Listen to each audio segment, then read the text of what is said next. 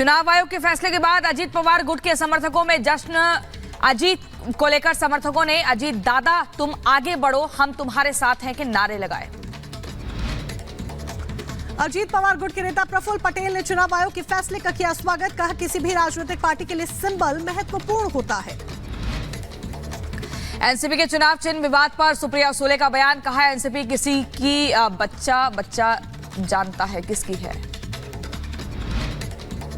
हेमंत सोरेन की गिरफ्तारी पर पत्नी कल्पना सोरेन का बयान। कहा षड्यंत्र से लड़ने के लिए खुद को समर्पित किया। मध्य प्रदेश के धार में आग का तांडव। हाईवे पर चलते ट्रक में आग लगी। उत्तर प्रदेश के सुल्तानपुर में बाइक में लगी आग। लोगों ने मुश्किल से आग पर पाया काबू।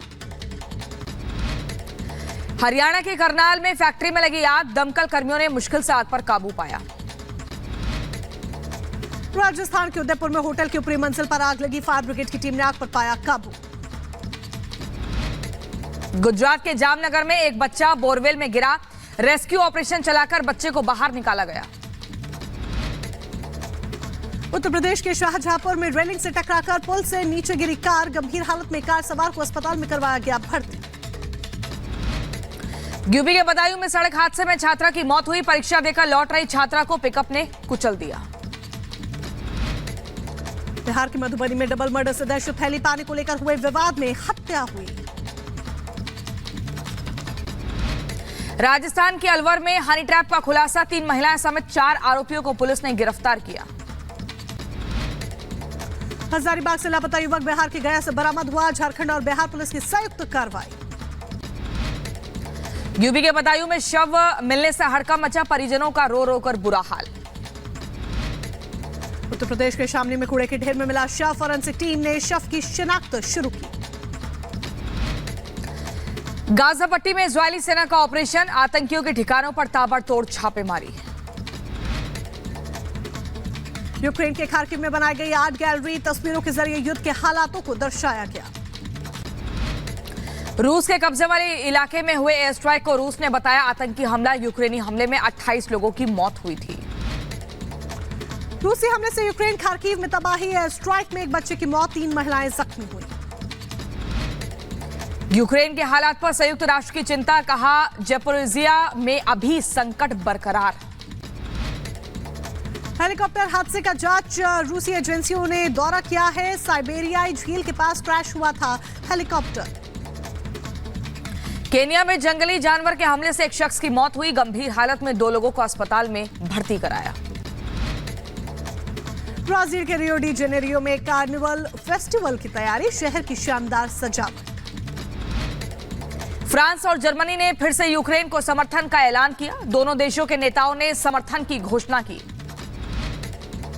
आतंकियों के खिलाफ एयर स्ट्राइक पर अमेरिकी सेना का बयान। कहा हमले से पहले इराक को किया गया था आगाह।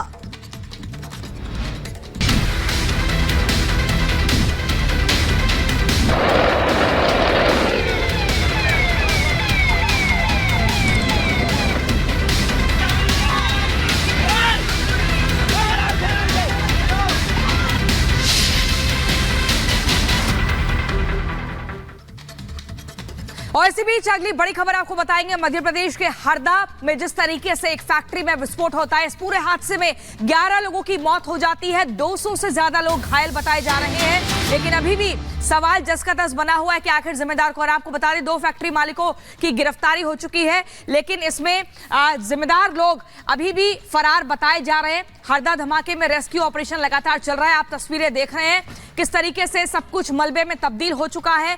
भयंकर ये धमाका हुआ। मौत का खौफनाक मंजर देखने को मिला और 11 लोगों की मौत इस हादसे में हो जाती है। अवैध तरीके से ये फैक्ट्री चल रही थी। 200 से ज्यादा लोग घायल हो गए हैं।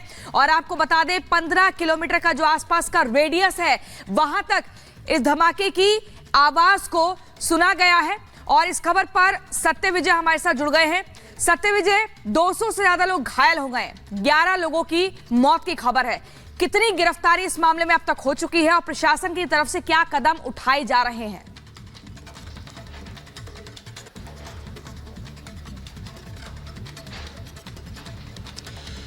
जी हाँ, देखिए मध्य प्रदेश के हरदा में जो हादसा हुआ है गंभीर घटना है। फैक्ट्री में जो ब्लास्ट हुए, एक ब्लास्ट नहीं कई ब्लास्ट हुए और इस ब्लास्ट के बाद यहाँ का जो मंजर है पहले हम आपको दिखाते हैं। देखिए अभी तक फिलहाल कल सुबह 11 बजे पहले फैक्ट्री जो है पटाखा फैक्ट्री उसमें आग लगी, उसके बाद ब्लास्ट हुए, एक नहीं कई ब्लास्ट हुए क्योंकि यहाँ पर जो फैक्ट्री थी उसके साथ आसपास जो गोडाउन थे उन सब में जो बारूद रखा था वो आग की चपेट में आया और ब्लास्ट इतनी उसकी तीव्रता इतनी ज़्यादा थी कि आसपास के जितने मकान हैं, आसपास जितने लोग रहते हैं सभी इसकी चपेट में आए। फिलहाल अगर अपडेट की बात करें तो इस भीषण घटना में जो फैक्ट्री में ब्लास्ट हुआ इसमें 11 लोगों की मौत हो चुकी है।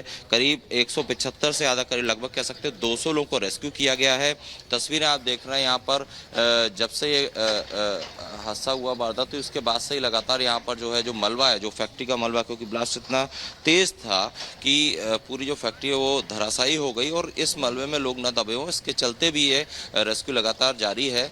और फिलहाल अब इस पूरे घटनाक्रम के बाद जो 3 मुख्य आरोपी हैं, 2 जो मालिक हैं फैक्ट्री संचालक हैं अग्रवाल बंधु, इसके अलावा एक ठेकेदार, 3 लोगों को अरेस्ट कर लिया है। कल देर रात इनकी अरेस्टिंग की गई है। इसके अलावा भी अगर इसमें वरिष्ठ अधिकारियों का कहना है कि और भी लोग शामिल होंगे या उनका इन्वॉल्वमेंट होगा तो उनकी भी गिरफ्तारी की जाएगी। लेकिन बड़े सवाल यही है कि आखिर फैक्ट्री में अनियमितताएं थी, कई तरह की गड़बड़ियां थी। बिल्कुल, सवाल यहाँ पर यही जाहिर सी बात है सत्यविजय खड़ा हो जाता है कि जब इतनी अनियमितताएं थी, मानकों के रूप ये फैक्ट्री नहीं चलाई जा रही थी तो पहले इस पर ध्यान आखिर क्यों नहीं दिया जाता है। लेकिन हरदा में जिस तरीके से अवैध पटाखा फैक्ट्री में विस्फोट होता है उसके बाद मोहन यादव सरकार एक्शन मोड में नजर आ गई है।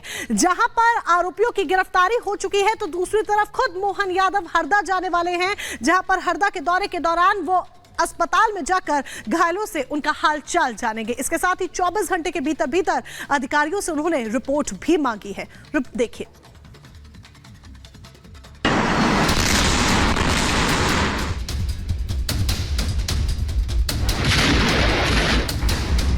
मौत का धमाका, कांप उठा इलाका। हरदा में हाहाकार, हर ओर चीख पुकार। एक्शन में सरकार, गुनहगार गिरफ्तार। मध्य प्रदेश में हरदा की अवैध पटाखा फैक्ट्री में दिल दहला कर रख देने वाले विस्फोट का ये वीडियो जिस किसी ने भी देखा वो सहम उठा। पटाखा फैक्ट्री में जबरदस्त धमाके से हरदा का आसमान आग की ऊंची ऊंची लपटों और धुएं के गुबार से भर उठा। हादसे के बाद CM Mohan Yadav action mode में हैं और आज वो हरदा जाकर हालात का जायजा लेने वाले हैं। साथ ही सीएम ने अधिकारियों के साथ आपात बैठक कर 24 घंटे में रिपोर्ट तलब की है, जिसके बाद वो भोपाल के हमीदिया अस्पताल पहुंचे और घायलों से मिलकर उनका हालचाल जाना। हरदा हादसे में जान गंवाने वाले परिजनों के लिए 4 लाख रुपए मुआवजे का ऐलान किया गया, जिसके बाद सीएम मोहन यादव ने कहा कि दोषियों को छोड़ा नहीं जाएगा। घटना की जानकारी आते ही हमने तुरंत अपने प्रशासन को एक्टिव करते हुए जो हो सकता वो सब करने के लिए लगभग 50 से ज़्यादा एम्बुलेंस हमने रवाना कर दी है और हम इस पूरी प्रयास में है कि हर हालत में उनको यथायोग्य मदद मिले। जिनके घर में ये घटना घटी है या जिनकी मृत्यु हुई है उनको परिवार को लगभग 4 लाख रुपए प्रति परिवार उसमें देने की हमने घोषणा की है। साथ ही साथ